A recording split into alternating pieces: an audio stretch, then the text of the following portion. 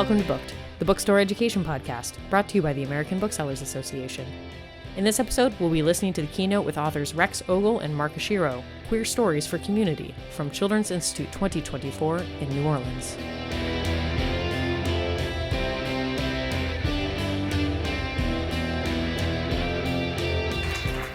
Hello, everybody. Can you hear me? Alrighty. So as Joy said, I'm Kai from the Bookworm of Edwards. Hello. And I have notes because I black out when I talk in public. I'm so fortunate to be able to, not really, Mark, it's okay, it's a joke. I am so fortunate to be here with two amazing authors tonight to close out Children's Institute 2024. So thank you all so much for still being vertical and for coming to hear our talks. I think it's going to be awesome. These two absolutely incredible talents continue to deliver amazing books to us and all of our customers in the store. And these two new books of theirs are no exception. They both have this amazing ability to explore the deep wells of loss and sorrow that we all experience in our life, and the incredible, bright, shining moments of joy, and the community that tells us that if we just kind of band together, we're all going to make it out somehow okay. So without further ado, I'd like to welcome Mark Oshiro and Rex Ogle to the stage to join me, please.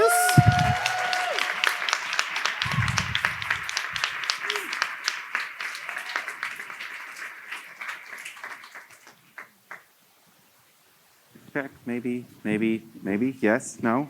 Okay. Yay? Yay! Yay! All right. By the way, Tamika, are you here?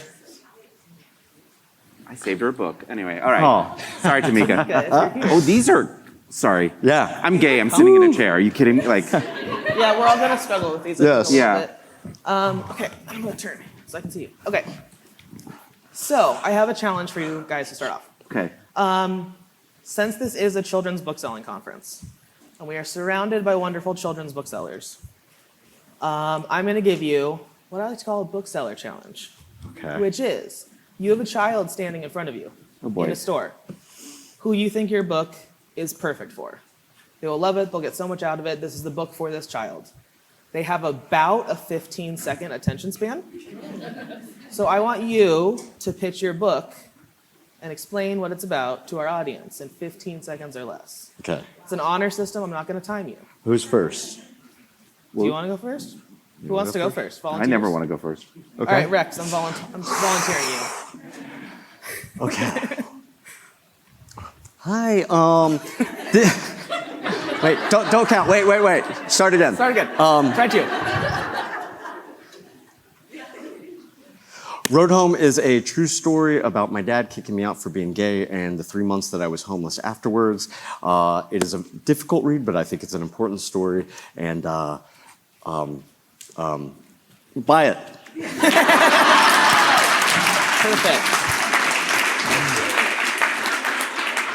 All right, Mark, you're up. I have a follow-up question. Yes. Was the shaking the book or the child? The child. Okay, all right, okay. Yeah, okay. Generally frowned upon, but we'll allow it in this example. Okay. Yeah. Yeah, it's fine. No child left behind. Okay. Don't let me speak on public. What am I? Okay, all right, I got this. It's gay Ghostbusters. Ooh. Perfect. Because you all know that with being booksellers too, like, you know, when the kid, and you need to just say like a code word to activate the sleeper agent in Yes. them. It's gay Ghostbusters. Gay Okay. Ghostbusters, 100%. Okay, so I want to start really super broad. And I'm going to start with Mark, because Okay. Rex started with the first question. Perfect. Jasmine is Haunted is really unique in that it is like a very grounded ghost story. It's Yes. grounded in a lot of like real feelings and real struggles. So I wanted to ask you, what inspired you to write Jasmine is Haunted? Oh, wow. Well, the answer is an incredibly grounded and real moment in a school visit. So if you're not familiar, Jasmine is Haunted is my next middle grade book. It's about a 13-year-old girl who's had a ghost following her. She's had to move every single apartment because this annoying ghost will not leave her alone. She's very resentful, though, because it is clearly not the spirit of her father who passed away. It's just an annoying person. And so part of why it's grounded is that she is just used to it. It is not the frightening event. I mean, it does frighten her sometimes, but it's not the frightening event we associate with ghosts. It is just an annoying part of her life that makes it so that she can't make friends. And so I was in the middle of school visits, all virtual, when my second book came out, Each of Us a Desert. And you know how kids are very nosy. And I learned this, that if you put something on Instagram, they will scroll to your first post and read every single thing on it. So these kids had decided to research me. And so one of the kids was like, "Oh, will you tell us about your boyfriend?" And they had scrolled far back enough that they had gotten to the post about my boyfriend who had passed away. And it hit me like it was like a truck. I didn't know what to do. I froze up, and then I started crying, and I was like, he passed away last year. Mm-hmm. So I don't know, I just didn't know what to do. And so then we just ended up having this conversation because Each of Us a Desert is about grief in a very different way than this book. But at the end of this visit, this kid said something that stuck with me and literally inspired this book. They just were like, why don't we talk about this stuff? Because also all these kids had lost parents, loved ones, friends, family members because of COVID. And there's so much death around and no one was talking about it. And so it was a very strange, emotionally draining school visit. But at the end of it, I was like, why don't we talk about this more? And I had written little bits and pieces of what would become The Insiders and You Only Live Once, David Bravo. And there's little bits of grief in there. But this idea of I want to address it head on, where this girl has to think about it every day because a dead spirit is in her life every single day. So that's why it's grounded. It is that feeling of you've lost someone, no one seems to be talking about it, and you can't stop thinking about it. So there's that disparity of what is happening in your head versus what is happening in the real world. So this was my chance to do that through comedy and to use middle grade voice and fiction to be like, oh, I want this to be grounded and not feel so fantastical it doesn't feel real. Fantastic. You can just throw that like a football. I don't trust myself. Perfect. I'm not that coordinated, so we're going to do a pass. That would be great if you threw it, though. Thank you. Yeah, Thank you, whoever brought these. Yes. Okay, and then Rex. I know that Road Home has been a very, very long time coming for you. Yeah. It's kind of the close, if you will, on a trilogy / a set of 4 books, however you want to package it. Yeah. What gave you the drive to finally sit down and write it? Okay, so I'll try to be fast, but not too fast. So I, come from a trailer park in Texas, rough childhood, domestic violence, poverty, all that fun stuff. And I always wanted to be a writer. So when I got older, I was like, how do I make this work? And I wrote fantasy and fiction and horror and lots of rejections. Publishing houses were like, you're gross. And then eventually, actually, I watched the first episode of Ryan Murphy's Pose. If y'all haven't seen it, watch it. And I started bawling. And it was at the end of the episode, as my husband can attest, and I just started crying, and I felt this visceral reaction because after being homeless, I never wanted to talk about it, I never wanted to revisit it, I never wanted to think about it, but I watched Pose. There's a 17-year-old boy, he's black, his parents kick him out for being gay, he just wants to be a dancer, and I'm like, it just touched me. So that night I wrote an essay. It was, just, okay, this is what happened in a very short amount of space. And then the next day, I was chatting on the social media and talked to a friend of a friend named Noah who works at the Huffington Post. And he was like, what were you talking about? And so I was like, okay, yeah, you can read this. And he was like, can I publish this? And I was like, okay, yeah, let's do that. And then Simon Boughton, who is the publisher at Norton for Young Readers, read the essay, mentioned it to his girlfriend, who knew me. Wild. Anyway, so she gives him my phone number. He calls me. He's like, will you write this as a book? And I said, no, absolutely not. That's a horrible idea. But I wrote a book 5 years ago called Free Lunch about growing up in poverty, domestic violence in 6th grade. And he's like, why isn't it published? And I was like, everyone rejected it. Like, my agent took it out. No one wanted it. Said it was too dark and too heavy for kids, which I disagree with. But he was sweet enough to publish it. And then he's like, what else you got? And I was like, he's like, Road Home now? And I was like, nope. So I tricked him into letting me do 2 other books before we got to Road Home. I don't remember the question. What finally gave you the drive to just like sit down and finally write it? So now y'all know the backstory. Free Lunch came out. I did all these school visits, and kids would DM me on Instagram, Twitter, Facebook, and be like, you came to my school. I didn't have the courage to say anything, but I read your book. It's amazing. I'm living with poverty. I'm living with domestic violence. I'm a queer kid. Your book makes me feel seen. And as an author, I never thought that. I mean, before I was an author, I was not. I've always been an author.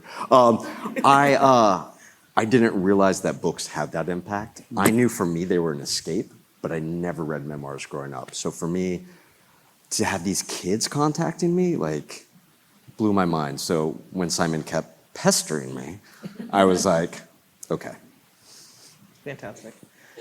Okay, so I want to talk a little bit about format. And fiction versus nonfiction as an effect for telling really difficult stories. I just want to see your face. Thank you.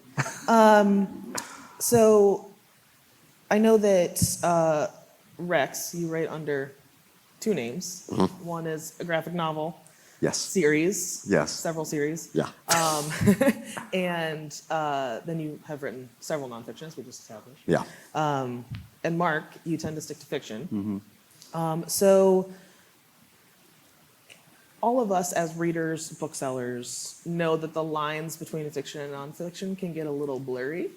And so I wanted to kind of talk about, like, Rex, how much do you think that, like, what do you think that memoir gives you that fiction doesn't, and kind of vice versa? Fiction for me is an escape. I love writing fiction, escaping into a world. I have like a fantasy that one day I will publish, and it's sci-fi, because I love sci-fi. And I have a 30-page story Bible so that I know how the physics works, I know all the characters, I know the aliens, the mutants, the lizard people who live in the center of the earth. So fiction for me is an escape. It's fun, it's pure.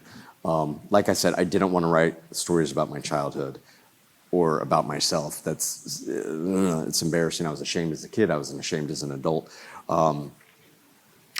But I will say this, when I wrote Free Lunch, everyone was like, did you get closure from writing it? I was like, no, I'm still in therapy. I still am on antidepressants. I'm still like crying all the time, panic attacks, et cetera, et cetera.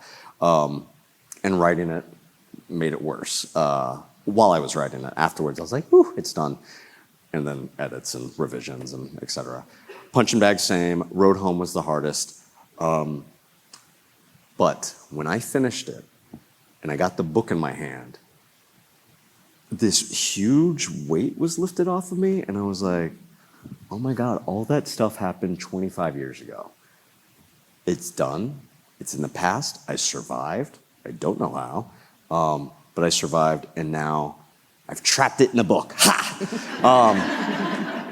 But now I get to engage young readers who are either going through the same thing or kids who aren't going through the same thing at all, but they read it. And like, I think one of the last things I say is like, you don't have to give them money, but if you pass a youth on the street, just smile at them, acknowledge them, because I was invisible. And I think being invisible is something that everyone can relate to. And Mark, you kind of touched on this a little bit in the first question, but how much do you feel like you draw on like your real life and your real experiences for your books? So I told Rex this yesterday. I almost feel it's just a weird sort of coincidence as well, but I know why I'm here promoting Jasmine is Haunted, but if any of you have read Into the Light, it's the fictionalized version of your book. Yeah. And when I compare timelines, what happened to me, which is what happened to you, was they were three or 4 years apart. Yeah. So I had the same thing. I was also a homeless teenager. Also was rejected by my parents for being queer. Had the same thing of like, you have a choice to make your choice. was homeless in high school. Many of the things in your book I've never read in another book, didn't know happened to other people, thoughts. And so it's this really weird experience because I chose to write about myself through fiction. So I fictionalized it. Part of it was the same thing. I'm never going to write about this. I can't write about this. I can't write about how dark that was. No one wants to read this sort of thing. And then when I got the courage to do it, it was, well, let me have a little distance. And Into the Light is a speculative thriller. There's a speculative element to it. That being said, all the scary stuff is like 100% real. So that book is hard to talk about because there's almost no difference between reality and fiction in that. And the kids can tell when they read that book. And they have lots of very specific questions. They're like, I can tell reading this, you didn't make this up. Because it's just too detailed, it's too rich. So it's weird. And I had the extra weird experience of, the particular sort of focus in my life, and then certainly in the book, is that I was rejected by my adoptive parents. And as an adopted kid, you're told your whole life how lucky you are because your parents chose you. But what happens when your parents who chose you then unchoose you? And you have this extra layer of hurt because then people, as adults, I still deal with it. Anytime I tell people they're adopted, like, oh, you're so lucky. And I'm like sitting there like, well, now I have to disclose this horrible thing to you to even be able to engage, which I'm not going to do. But on top of that, it was this experience where I wrote this book, still had the same feeling when it was done and when it was finished of it's in a book now. I don't have this thing I've been avoiding. I sometimes don't talk about in school visits. Like it's in a book, it's done, it's like trapped, it's wonderful. And then a week before the book came out, my mom died. And then all the questions, and when kids read the book, is what does your mom think? How does she treat you? And I'm like, well, I don't know what she thinks because she's dead. No. You ever tell a joke and you're like, is this a safe space? I don't know if it like at a moment there was like, that was really dark. You're in public, Mark. What are you doing? Oh my God. And I'm interested to hear about this from you too, is the interactions I've had with that book are kids who are like, oh, I've never had space to talk about when you have a parent who doesn't love you. Because we are not primed for that as a society of like, and that's a thing of like, I've had to deal with. I know fully 100% with full confidence, my mom never loved me at all. And we're not built for a society like that. You're not built to handle this sort of emotions. So I'm glad I did it as fiction. I don't think I would have done it as a memoir because and reading yours, I'm like, I don't think I could have done what you did either because I think my thought of why I went to fiction is reality was too dark. I needed to have something and some fictional element or else this just would have been a slog to get through. Then I read you doing it. I was like, oh, well, geez, God damn it. You're so talented. I'm so mad. But yeah, I mean, even with Jasmine, my father passed away. So the grief of my father is in there. Mm-hmm. But it's also the grief of losing my partner and losing all these other people through COVID and that feeling of why aren't we talking about this? We just moved on with no national grief at all. Like none at all. Mm-hmm. We did not reckon with it for 1 second. Right. And that's all the kids want to talk about is, so it's that. And then the kids always being like, can you write darker? Like when I do visits, they're like, I'm tired of the happy, positive stuff. Like I need an outlet for the negativity. So for me, that's where why I'm tending to veer towards fiction rather than nonfiction. Arby's has the meats, but we have the dark. Is this a safe space for an Arby's joke? Oh my God. Safe space. Safe space. Yeah, well, I think like naming the bad things is so powerful. And I think that as a society, we're so programmed into this culture of positivity. Of like, as long as you pretend that everything's fine, everything will eventually be fine, and then you don't need to talk about it, and no one needs to hear about it, and you won't bring down the vibe, man, which is what don't bring down the vibe.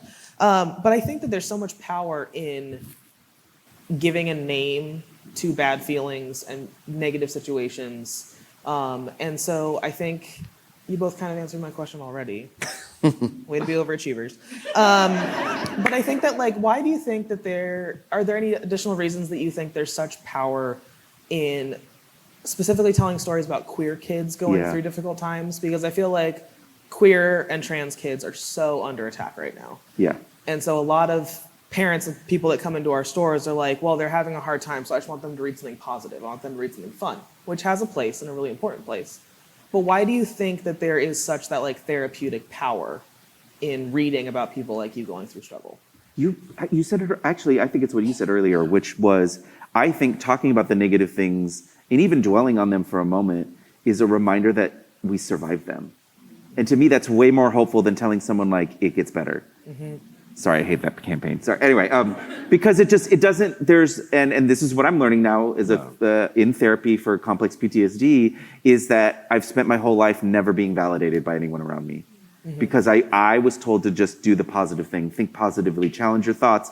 The negative thought doesn't matter. The negative thought isn't, it's not real. That's not what reality is. But no, for kids like us, that actually was our childhood and that really happened. And I've spent my whole life denying that it happened. And that doesn't lead to hope and positivity and joy or any of this thing. So for me, that's why I'm always, even in the middle grade, there's dark stuff in all of my middle grade books. And it's there because in acknowledging it, that to me is what gives hope.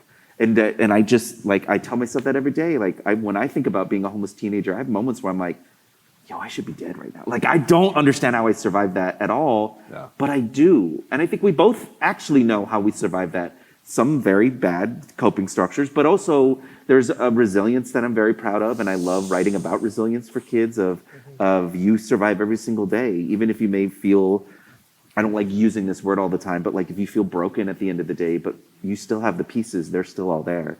And so that's why I choose to write more on the darker side. So usually I have a picture of my dog on my phone because he's super cute. His name is Toby. But I have this other screen because sometimes, that dream when you're a little kid and you show up at school naked and you're like, everyone can see my bits. So after I wrote these books, especially the first one, I was like, oh God, what have I done? I'm naked in front of the world. And it's horrible to bury yourself like that. So I put this thing on my phone and it says there are 11 million children in this country living in poverty. It is estimated that 3.5 million experience domestic violence and 4.2 million do not have homes, and 40% of those, or 1.68 million, identify as LGBTQ. 1.68 million. Why is this not talked about? Why is this not in school? Why is this not on the news more often? We wrote books because for me,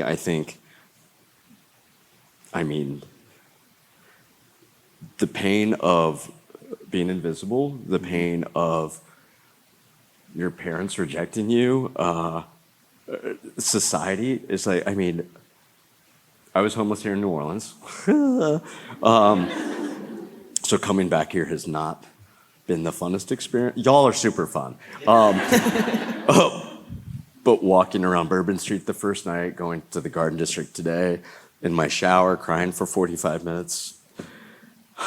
It's, why are people not talking about this? Why do we not see this in society? And the funny thing is I've written 3 books, and the kids who are poor are not going to buy it. The kids experiencing domestic violence probably are not reading books. And I'm making a lot of assumptions, but the homeless kids, where are they going to get books? Yeah. So I think these books are important. I think they need to bring awareness. And I think at the end of the day, it's good to have these difficult conversations because parents don't want to talk about sex. They don't want to talk about queer kids. They don't want to talk about transgender kids. They do not want to have conversations about this stuff. So we are starting conversations that hopefully will let kids know, hey, you can talk about this, if not with your peers, but with a service. There's 1-800. There are resources now that I didn't have as a kid. There's hotlines, there's places, there's the internet. It will tell you where to go. I already forgot the question. You answered it. Okay. Woo! So I think we're here ultimately to talk about the power of community, right? So this community in this room is so powerful.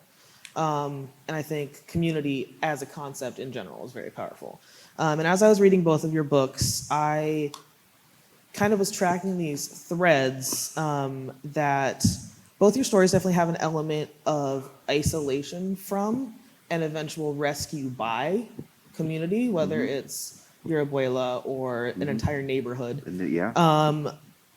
So can you both speak to the ways in which you see community playing a role in your stories? Boy. One, I think grief is it's always isolating. Even when you have a community, in part if there's stigma, if there's shame around it, I tend to like writing about grief that has been around for years, because I think immediate grief, at least for me creatively, almost was easier to write about because it just happened. But my first book, Anger is a Gift, was partially inspired by a conversation I had when I first moved to the Bay Area, and someone would, like you're meeting new people, and I was trying to make a new friend, and someone asked like, oh, what's your family like? And I was like, oh, I have a complicated relationship with my family. I'm like estranged from my mom, and my dad passed away, and I teared up because I wear my emotions on my sleeve. And someone at the table, who I am not friends with anymore, said, why are you crying? Shouldn't you be over it by now? It's like, you'll be over my fist. No, that I don't condone violence. I've never hit any. Well, that's not true. Okay, anyway. But it just was that very striking of like, this is how we deal with grief in this country, is, well, you should just be over it. Like, be sad for like a week and then you're fine. At some point it gets like inconvenient. Yeah, and so a lot of my grief growing up was isolating. And so, and particularly in this book too, we moved around a lot as a kid, and then being someone who was homeless for a while, it was so easy to me to slip into a character who doesn't have stability. And that feeling of like, I don't ever get to sit in my home. Like, there's a particular detail I'm really proud of in Jasmine is Haunted, which is it takes until, slight spoiler, the end of the book for the mom to hang something on the wall. Mm-hmm. Because you're going to move. Why would you ever put anything up and like commit to putting something on the wall? And so I wanted to write this, this young girl who is isolated not only from her mom, but because she's always moving, she never gets to really truly make friends because she's going to move. And why would she even bother? And then exploring that, because also it was fun. I love writing adult characters in middle grade. It's like one of my favorite things. So writing a mom who is also grieving and maybe messing up being a mom because her husband is dead. Like, and how is she supposed to deal with that and have a job or whatnot? And so I love doing that. And then I also loved getting to just write like queer, chaotic community.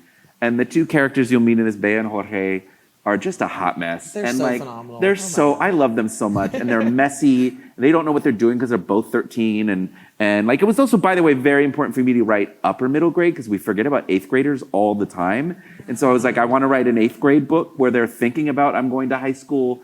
What does community look like now? How is it going to change? What kind of friends are we making? And so, at the heart, I tend to write about isolation, and then I tend to write about queer community and what that looks like. Mm-hmm. And so I just loved that chance of getting to write these kids who don't quite understand each other at first, but then slowly understand, like, we have this shared language and this shared experience, and what a beautiful thing when we get to be friends because of that. Awesome. He's awesome. I have felt alone most of my life. I was born in Abilene, Texas. My dad was in the Air Force, so we immediately moved to Guam and Okinawa. So no family. I grew up with my two parents who were always fighting, both verbally and physically. Came back to Texas, moved around a lot. Parents divorced. Then around 4th grade, we kept getting evicted, lived in the car, government subsidized housing. Like, there was a lot of movement. And so again, moving's not cool for kids. It's hard. You have to restart. You don't have a community. You have to make friends. Then when you hit your awkward phase, for me, it was 12. I have a book from Scholastic called Pizza Face. So obviously, I was very awkward. I wasn't popular. I had like a handful of friends, but at home it was awful. At school, I had like 5 people that I wasn't out to because I was like, I don't want any of them rejecting me. One was super Christian, and I was like, well, I don't want to lose her as a friend, so I just won't bring it up. And then homeless, which obviously is very isolating. Yeah. And my abuela got me off the streets, immediately got me back into college. And then I was at the University of Texas in Austin. She was in Abilene, so 3.5 hours away, driving. I was in a new place, no friends, no family, because my dad had rejected me. My mom had disappeared with my brother. That's a whole other story. I had no friends, no family. Austin, Texas.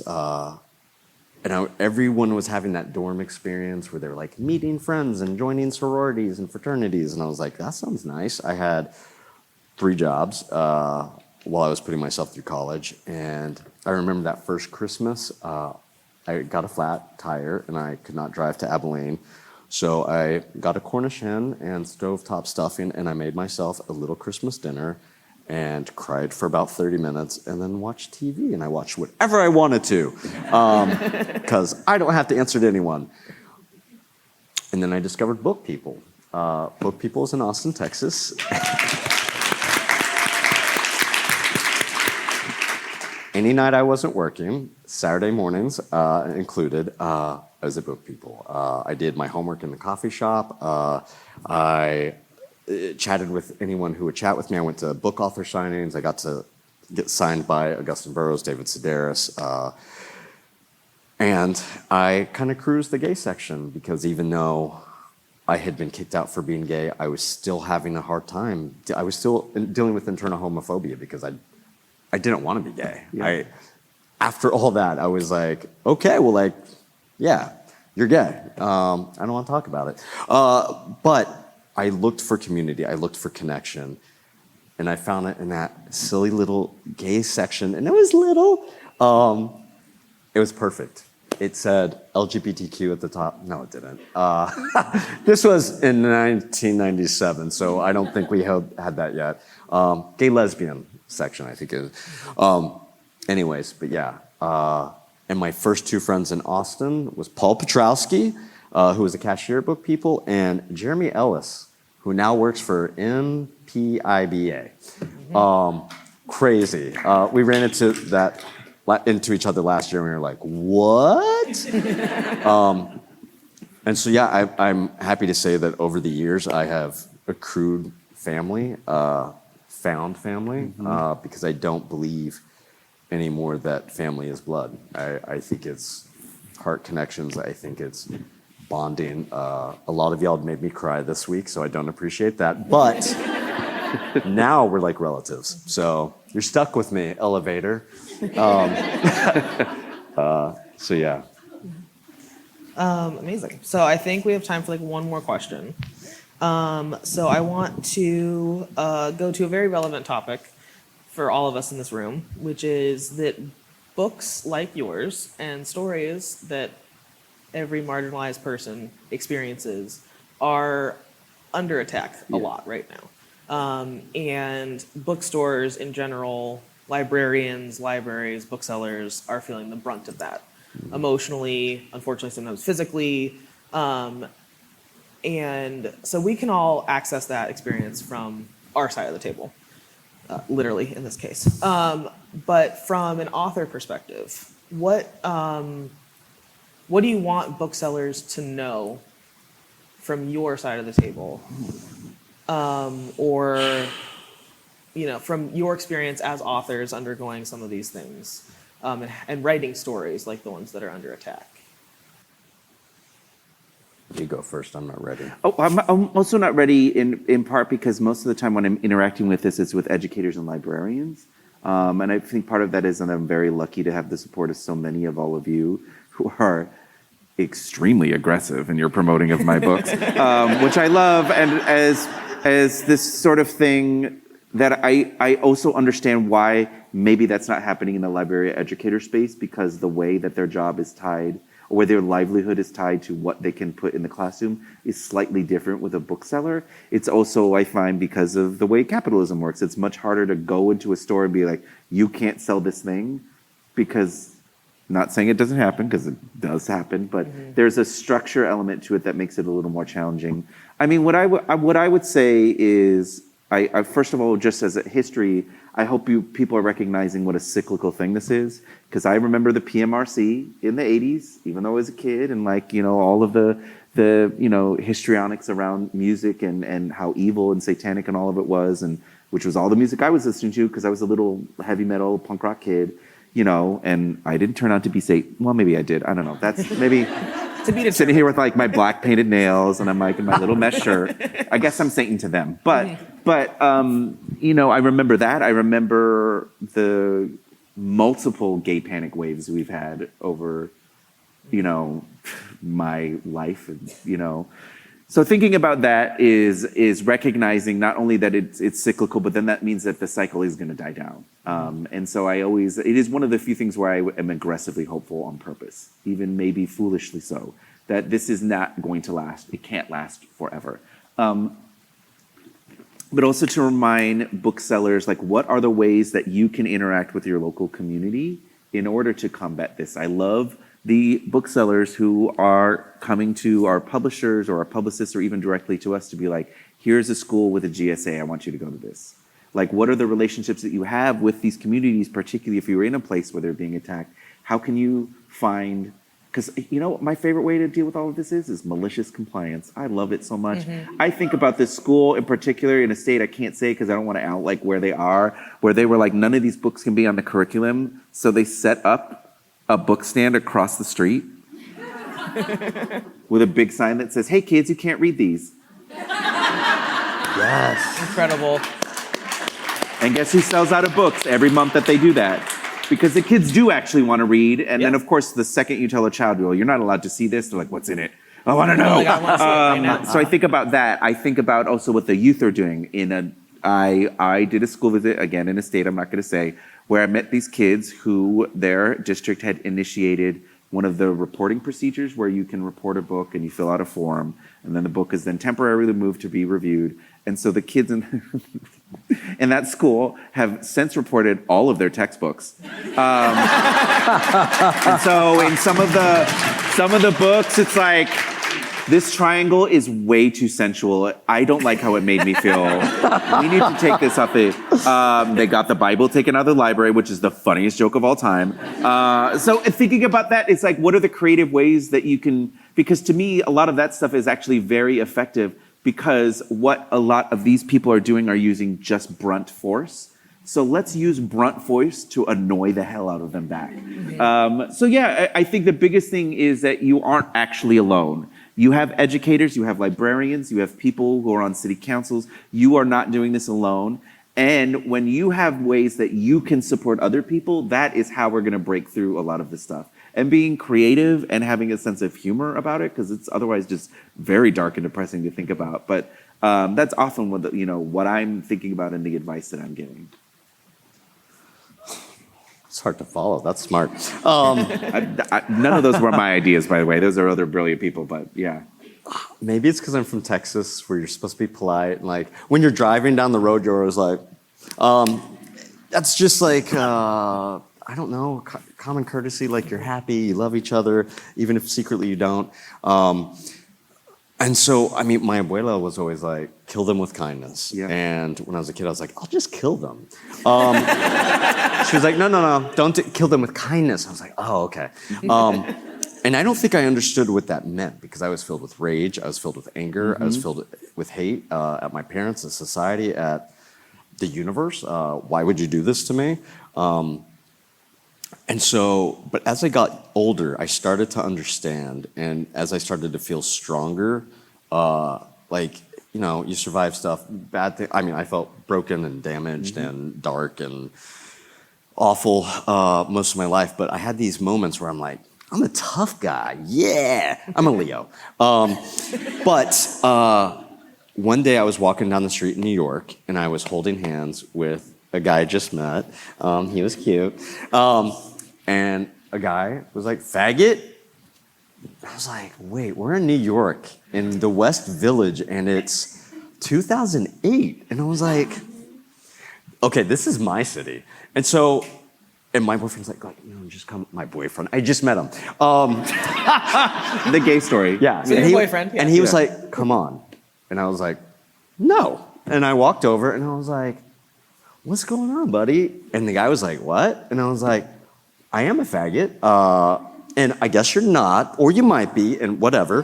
But, like, do you want to go grab coffee and, like, just talk about it? And he was, what? No. And I was like, no, I just really want to understand where you're coming from. And he did not want that. And I was like, and after that moment, I was like, I get it, abuela, I get it. Yeah. So I was like, yeah, if someone's gonna call me a faggot, I'm gonna offer them, buy them a coffee, give them a smile, and be like, let's talk. Let's just have a conversation.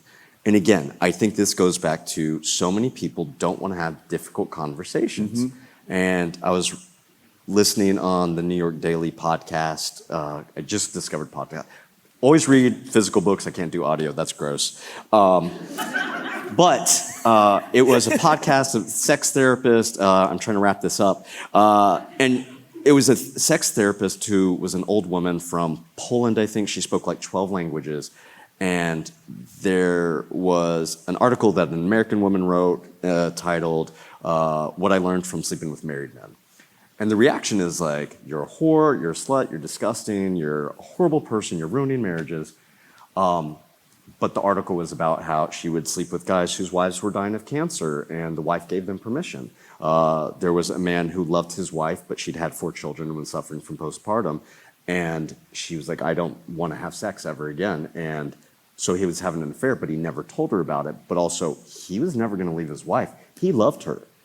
These are difficult conversations to have, either with your wife, with your friends, partners, whatever. The sex therapist said that in different cultures, there are different words, there are different phrases, there are different ways to explain things.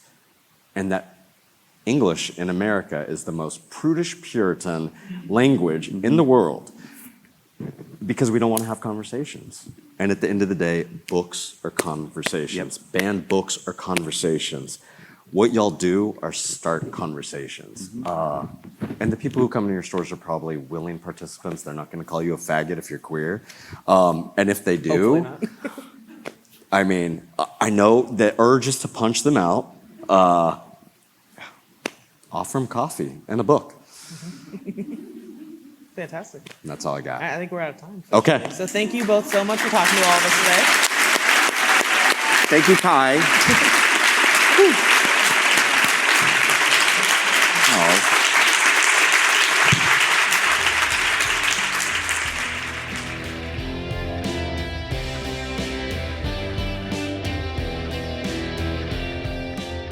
Thank you for listening to Booked, the bookstore education podcast brought to you by the American Booksellers Association. Don't forget to subscribe to the show on your favorite podcast app. Additional educational resources can always be found on the ABA website at www.bookweb.org. Happy reading!